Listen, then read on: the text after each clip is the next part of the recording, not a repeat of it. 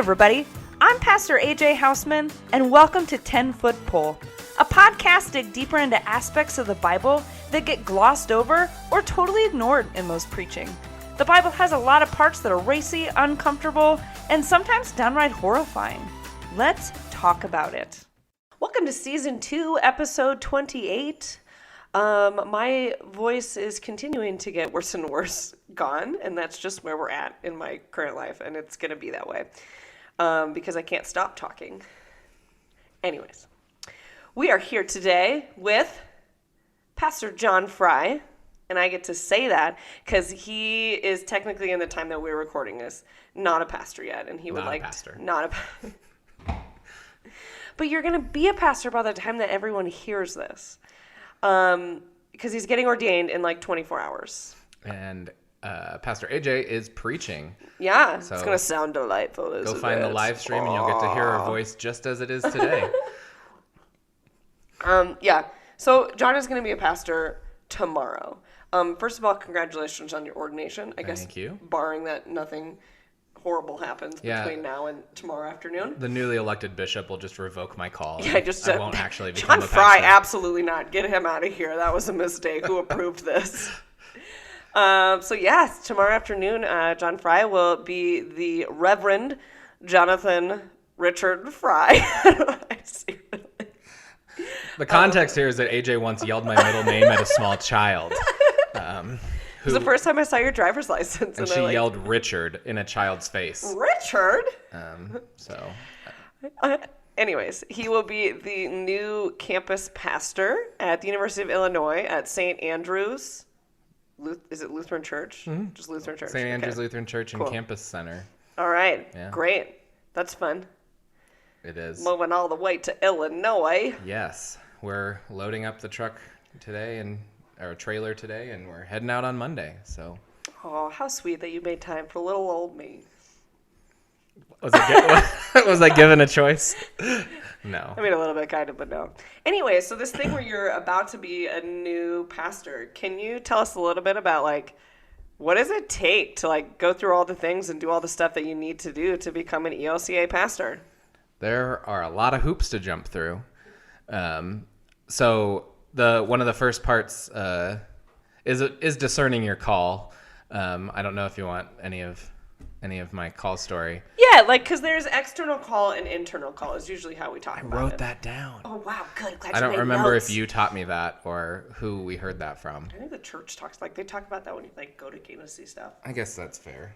Well, I remember hearing it from you, I think, when you were discerning your call and deciding whether to go to seminary. Yeah. But for me, I always heard the external call because people were telling me from a young age that I should go to seminary, and I didn't want to hear that. At church, I would help out on a Sunday, or I'd acolyte, or read scripture. When I was in high school, I preached on a youth Sunday. All these things, people were like, "When are you going to seminary?" Yeah. And I heard that all the time, and what I couldn't figure out was whether or not they saw gifts in me that would be good for the church, or if I was just an active young person in a church that saw the writing on the wall and the membership was declining and there weren't as many kids around. We need more people to do this. Yeah. So that was always my struggle. And the current pastor of the church I grew up at, Pastor Mike Schmidt, told me that I should run like hell. Take the Jonah approach. Yeah, I've heard that too from a few different people. Run away as far as you can, and if God wants calling you, God's gonna find you anyways. Yeah. So that's kind of what happened to me. I ended up working at camp. That's where we met, and then campus ministry at the University of Northern Iowa.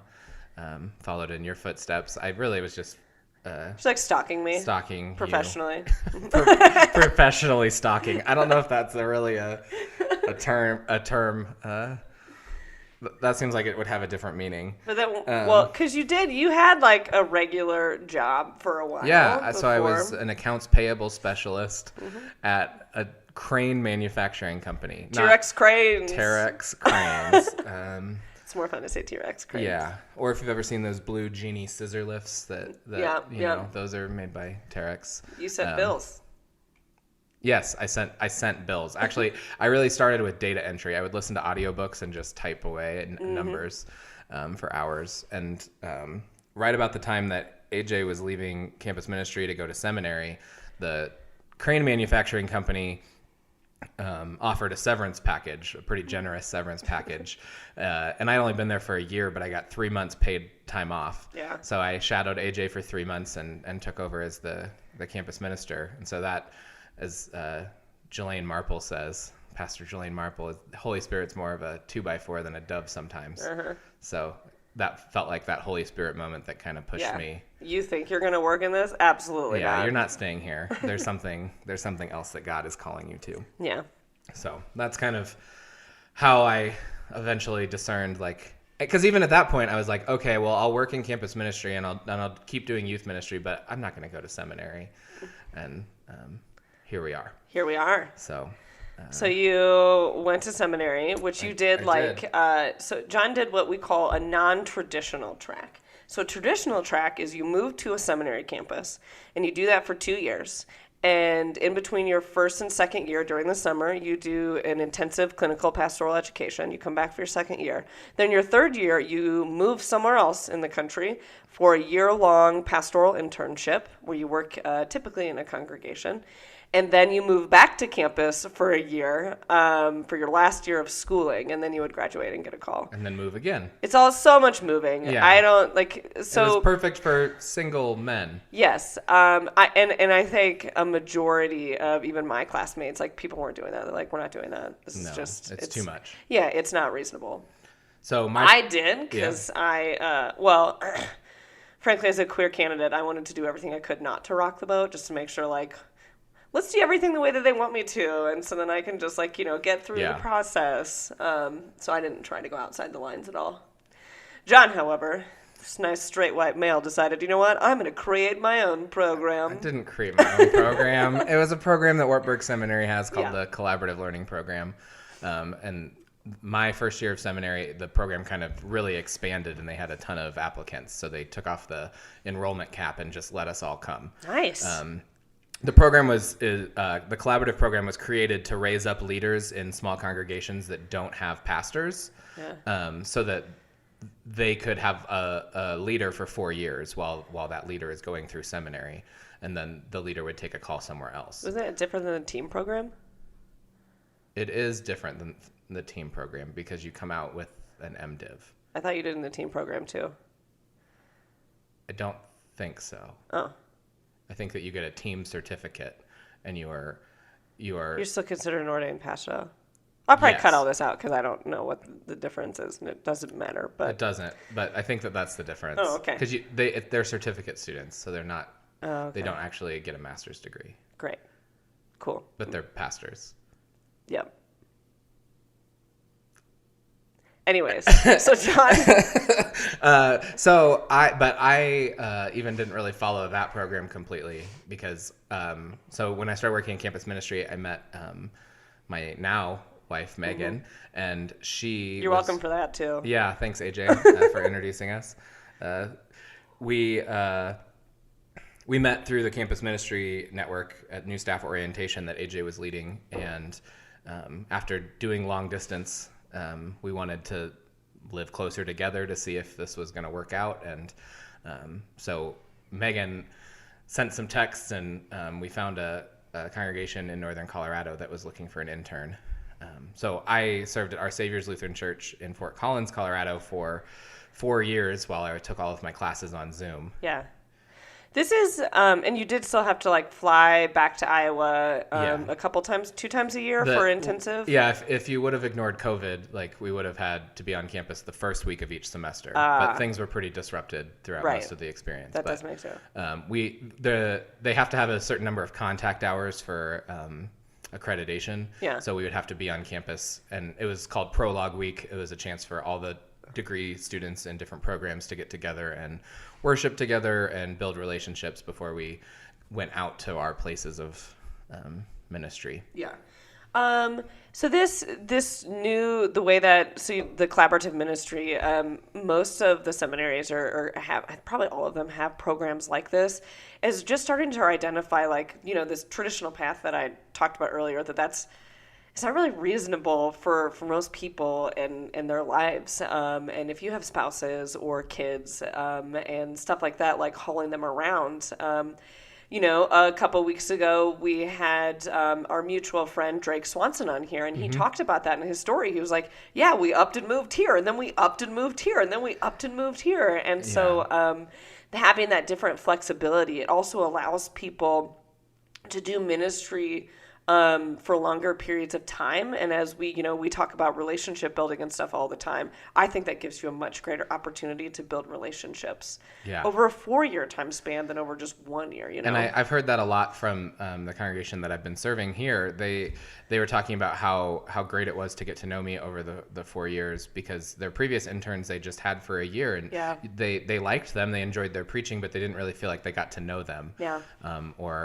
You can only go over to so many people's houses for dinner when you're there for a year, but over the course of 4 years, you can really be part of a community. I loved my internship congregation, and if there was a different structure to how things would have been set up, like, I would have loved to experience.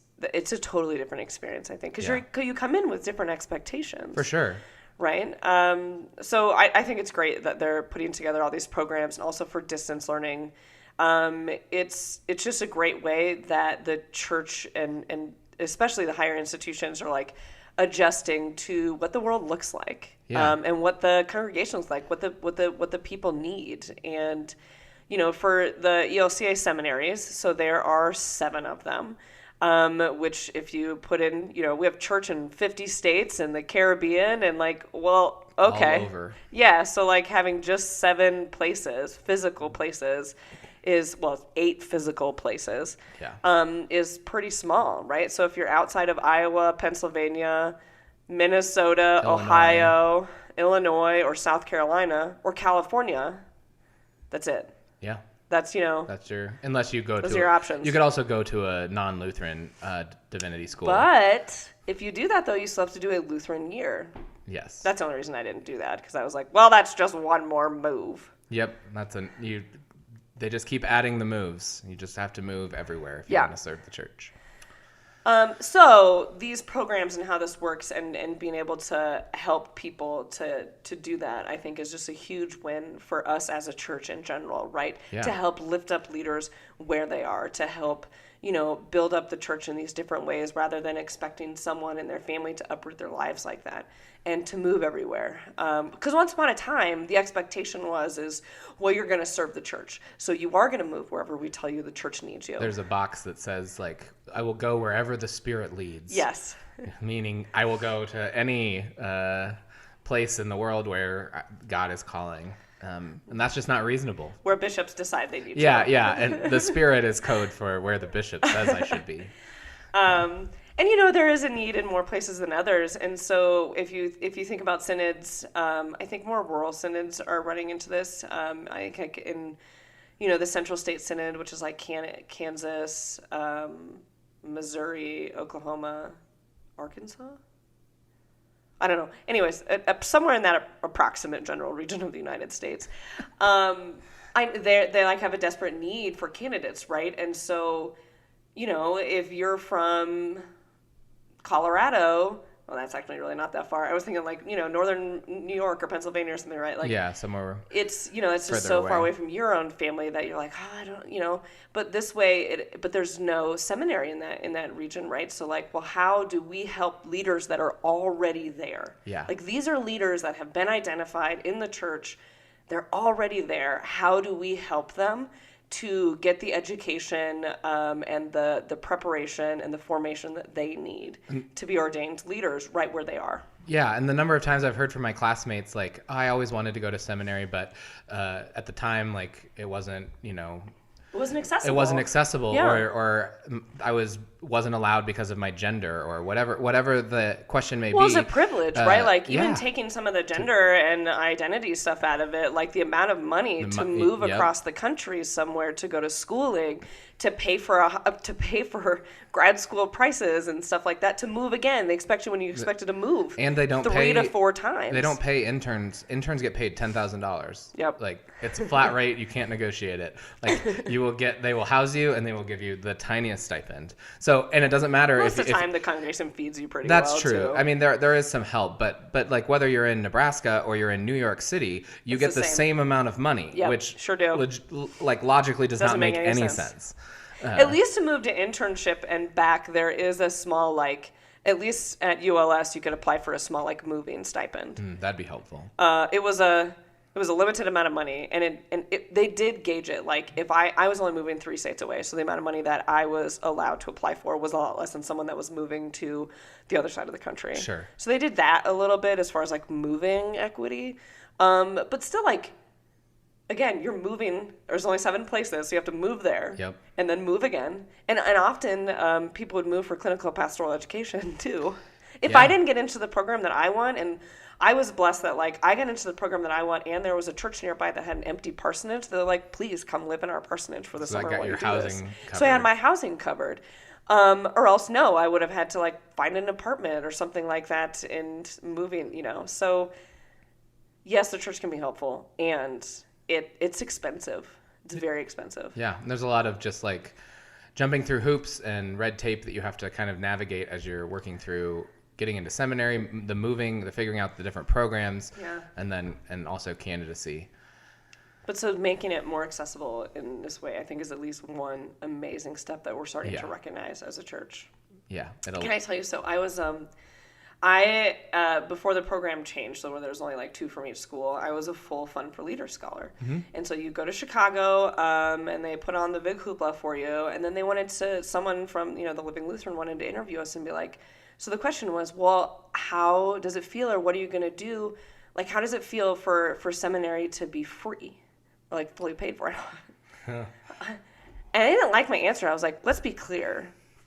This is still very expensive. This is an incredible gift to have tuition paid for, but this isn't free. But it's not free. This is still going to cost us, cost my family a lot of money. Yeah. So I think it's a win for us when we talk about the things that we should do in the church to be inclusive and to recognize that like going to seminary and being able to have the funding and things like that is very much a privilege. Yes. Right. And so any ways that we can recognize leaders where they're at and understand that like mobility isn't an option for everyone. And how do we love them and support them and train them and empower them right where they are? I think I've said it like 12 times, but I do think that's an incredible new thing. I also feel like this podcast is another episode that's like an advertisement for Wartburg Seminary accidentally, but well, and I wouldn't even say just like seminary in general. Like as part of my story, I really struggled when people told me to go to seminary, right? Like I didn't like hearing that, but also like no one ever told me all the like at the time there weren't that many different options, but like there's ways that you can have that conversation without just in passing being like, hey, you should go to seminary. Like you can talk about the gifts that you see in people, and if their concerns come up about finances or about like moving or all these things, it's like, well, there are ways that the church can work with you if this is something you really feel called to. Yeah. Because yes. Try not to bump the cord so much. These things are incredibly. I like to play sensitive. with something, so I'll just play with it. That's fine. Just not. I'll just play with these beads under the table. Okay, that was a little weird. Anyways. Yeah. I agree though that like if you see someone that you think has gifts for ministry and stuff like that, there is a much better way to say that other than just like go to seminary, right? It's I actually think so. An empowering conversation that I had, a part of my call story journey, was with Drake's dad, the Reverend Swanson. It was after a Sunday evening or some evening at camp where I had given like the sermon, the message that night. And he like pulled me aside and said, I want you to know, and listed all of the things that were in that he really loved or gathered and like what great it was and why it was great and like went into a detailed thing. He was like, you really have a gift. Like, these are all the things that I identified as gifts that you said this evening to these kids. And that was more empowering than just like, hey, nice sermon, you should go to seminary, right? Like, it was like, it's a caring, it's taking time like, I still remember that, like, to actually like have a conversation with me about the things that I said, and what was impactful to him as a person who had gone to seminary and has that education training, right? Like, absolutely. Yeah, it's when pastors or lay people or deacons, anybody in the church, like, actually takes note. Yeah. And is able to articulate what was meaningful rather than just, good sermon, pastor, or like, you should go to seminary. Like, I think that it just shows how I can't find the word. That's okay. Nope. Just you care. It shows how much you care, you mean it. It's gonna come into my head. It's more powerful. It's more to feel truthful, authentic. Is that the word you're looking for? Authenticity is a good one. Okay. Yeah, well, I can accept that. Okay, sounds good. As a part of our conversation for today, I asked Jon, like, what's in the Bible that has always made you uncomfortable that we should talk about today? To just dive into one of these verses. And Jon picked the second, probably most quoted passage in the Bible as something that has always just kind of gotten under his skin when and how people use this particular verse. Yes. And so we're going to dive into it a little bit. So Jon has asked for us to talk about Philippians 4:13. I can do all things through Christ who strengthens me. Classic. Yeah. Some people use it as a mantra. It was highlighted in my grandfather's Bible, I'm pretty sure. Well, people use it. I think it's a really popular one for like athletes and stuff that like say that as sort of like their, It's like that sports mentality of like, if I put my mind to it, like, I can do it. Yeah. Which I don't think we'll get to. That's not really what this is saying. Yeah, exactly. So this is, I think it can be used in multiple ways. Like, that's one of the ways that I hear it used. Another way that I hear it used is a way where you kind of say it to someone as sort of a platitude. Yeah. Right? Like, if something is hard in their life, right? Like, you can do it. You can do it with Christ's help, right? Like, and so I think that's where I hear it sometimes too, that I don't think is a super helpful way. Yeah, it's a way of like, minimizing someone else's struggles rather than like having empathy and sitting with them. Right. In those hard things. Yep. And so instead of doing those things, to just say, it's okay. You have Christ. Christ is on your team. So, So this is part of Philippians, and I don't think that we've talked about Philippians, so I do like to do a little background on the book of the Bible if we've never talked about it before. That is part of our thing, is sort of a Bible podcast, as we do like to talk about the context and all those things. So the context is Paul is imprisoned somewhere, probably Rome. He was in prison more than once, but he's writing to the church in Philippi. And so this letter is actually a composite letter, meaning that it is multiple letters that were kind of smushed together, spliced together to make one. So an editor took different fragments of Paul's letters and made them into one letter.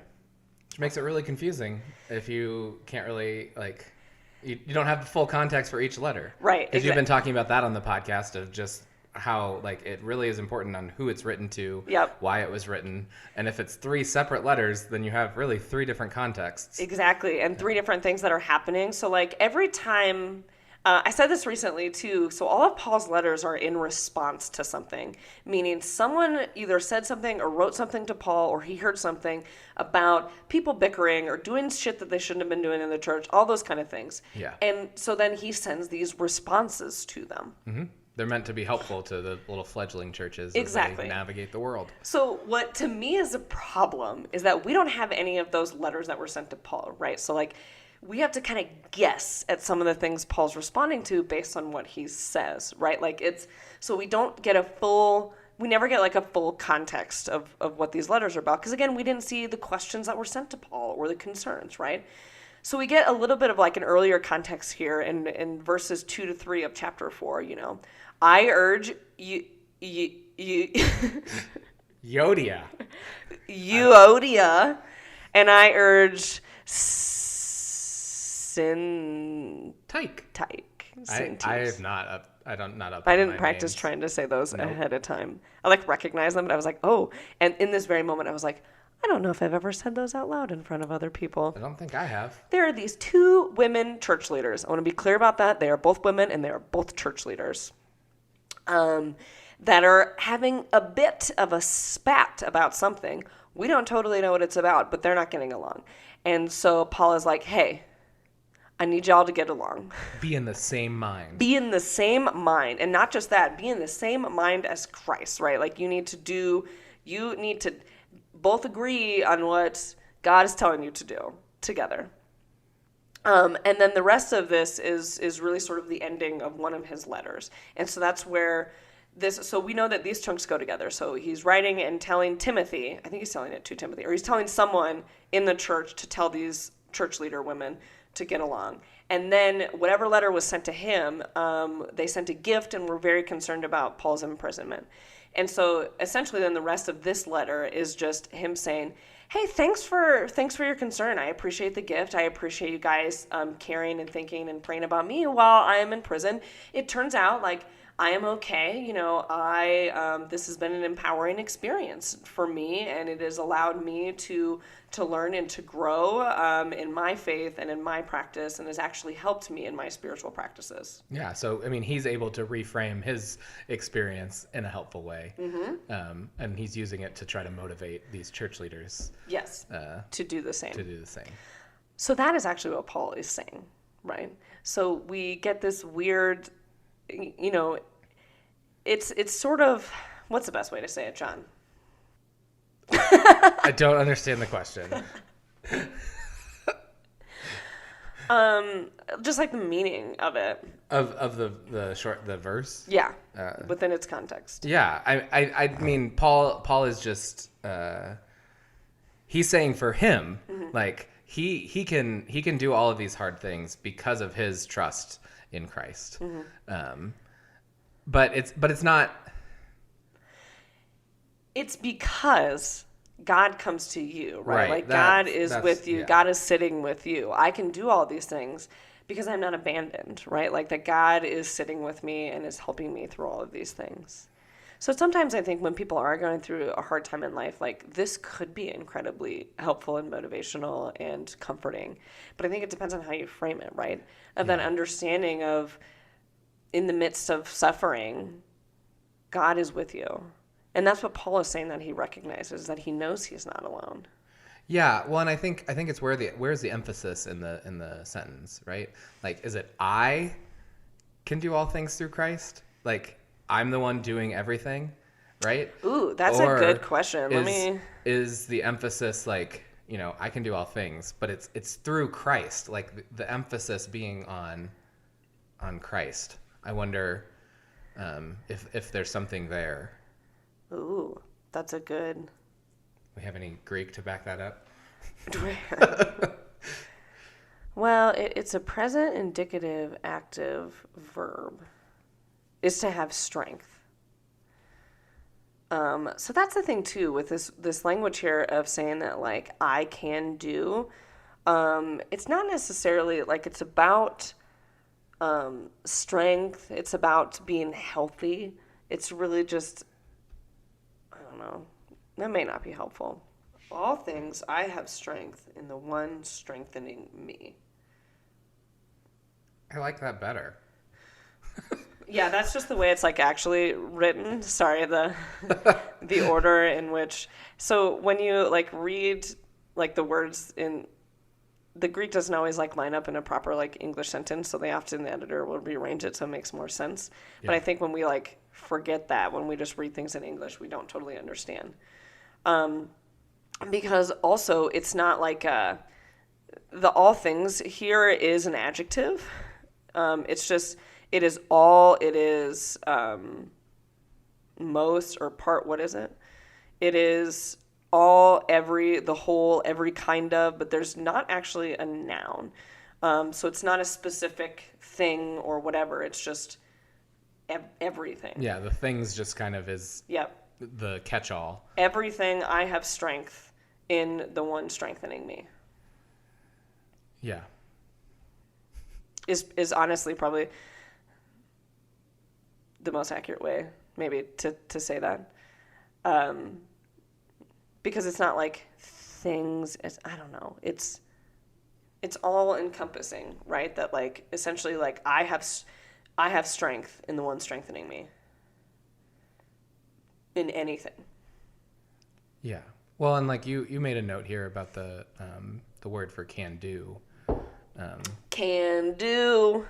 Meaning that like to be strong, to prevail, to be in full health. Mm-hmm. Like, which again to me doesn't sound like, it's not like the math test or the sporting event, right? Like it's that like with God we can get through hard things because God is with us. Yeah. And it feels like maybe a thin line, but when you say that to someone else, I think it can be kind of, it's how it's used, right? Like if it's, I also just think that there's like times like just some things aren't appropriate to say. right. And because everyone doesn't, like if you're walking through a visitation line at a funeral, you don't want to be the like 18th person to just say, I'm so sorry. Yeah. So you try to come up with something cool that you can say that will be meaningful. I don't know if you had this, but my CPE supervisor, my clinical pastoral education, my hospital setting, he was like avidly against saying, I'm sorry.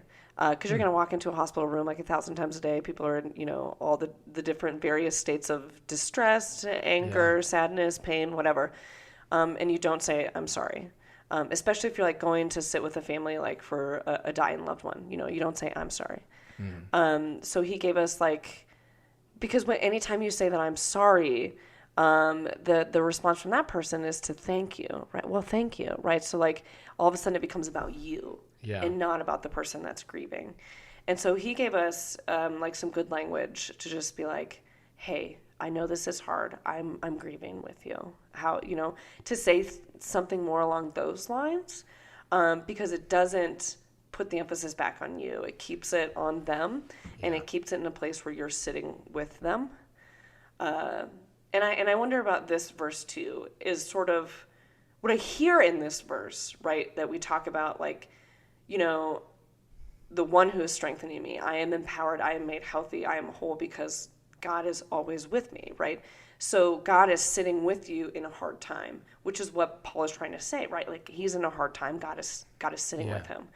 That I think for us to recognize and to say something like that too, like this is where we're supposed to emulate, right? Like we want to sit with you in your pain. God is with you. We are with you. Can't fix it. I probably can't make it better, but I can hold that with you. Yeah. And that's what God is doing in the midst of suffering too. Well, and I wonder if that, like we said, this is all kind of, the book of Philippians is kind of 3 different things that are pieced together. Yeah. But in chapter 2, we have the Christ hymn that talks about like, let us be in the same mind of Christ. Like, that's a different letter. Is it? Yeah. Okay. Well, but it's all. No. As in like it's a different. It's a different letter, one of the 3. Yes, exactly. But if it is in a literary sense, like we have them all together now. Yeah. And if we're trying to emulate, if we're trying to be Christ-like, that's what our job is as Christians. Like he's saying it to the church one way or the other. Like I think that fits perfectly with that mentality. Like, let us be like Christ. Mm-hmm. Let us sit with people when they're in prison. Like, let us sit with people who are hunger. Let's bring food, clothing, and be with people in those low moments. Yeah. Like that's our call as people who are sharing Christ's love with the world. Yeah. And I think as like a mantra, like for people who say it to themselves, right, that I can do all things through Christ who strengthens me. To me, it's more of like when stuff gets like, really hard, right, to be like, I'm not alone. Yeah. And I think that's the key, to me, is the key takeaway, right, to understand that we are not alone. Not only is God always coming to us, but God comes to us in friends, families, neighbors, like those people that are sitting with us. That's sort of, very Lutheran thing to say. That's our job, to be God's hands and feet in the world, to do those things, right? To be that person that's sitting with you on the floor, and what that means. Yeah. And I mean, it's not our job to, like, if someone is using a mantra like this or using platitudes, like, for themselves, for their own, like, that's how they're getting through the day. Like, it's not our job to break that down. No, for sure. Like, that's not what we're saying. Because I struggle with this and other platitudes that get said to people. Yeah. But I think it's just also a reminder that we don't all experience Scripture or God in the same way. And so just because something is a helpful mantra to you doesn't mean that, like, saying it to someone else is always helpful. Yeah. And it is just helpful to, like, know the context behind what's happening in Paul's life as he writes these things. Yeah. I'll say, though, so this was an interesting kind of one for us. So it is no longer included in the Revised Common Lectionary. I'm not exactly sure when it changed, but it used to be that where it was located in the lectionary, it was verses 1 to 13, and it came up a couple of times. And then it changed, so now it's just verses 2 to 9, or 1 to 9, that it got kind of cut out and axed out of the end of that particular chunk, so it's not in the lectionary, which what that means is it was, like, really hard to find some, like, some reputable scholarly commentary, because unfortunately, what people are talking about the most, or at least in circles that people are looking into the context and commentaries, the stuff that is going to show up in churches, right? Yeah. And so when we decided that these are the things that are going to show up and these are the things that aren't, it makes it a little bit more challenging to find. It's also sad because all of my books are packed in a truck. Yeah. I was like, do we have physical? I have physical resources yes. that would have helped us maybe pull some more info, but alas, they are in a U-Haul. Yeah, not helpful at all. No. And I'm still traveling. But even if I was at home, I have, like, only unpacked like half of my theological books. Because we're in a tighter space now. I don't have an office to put them in, so I have to, like, sharing a home office with my spouse. And my spouse is like, you get one shelf, pick your favorites. The rest of them will sit in a box until you have an office. I get it. I have a lot. A lot. So many. And I don't want to get rid of them because they're helpful. Mm-hmm. I agree. And they'll make good office decorations. Agree. Useful office decorations. Useful office decorations. That's a good way to put that, too. Mm-hmm. Anyways, well, thank you, Reverend Jonathan Fry. Almost Reverend. For joining us on this great episode to talk about things. Thanks for sharing part of your story, too. That's really helpful. Happy to. And I know I speak for all the podcasts when we say we're excited for you and wish you the best in your ministry that you're headed into. And I'm excited to keep listening to this podcast to learn more things. Woo! Well, thanks, everyone. We do have a couple episodes left in this season, so look forward to those, and with great guests. I mean, I think they're all great, but I am biased.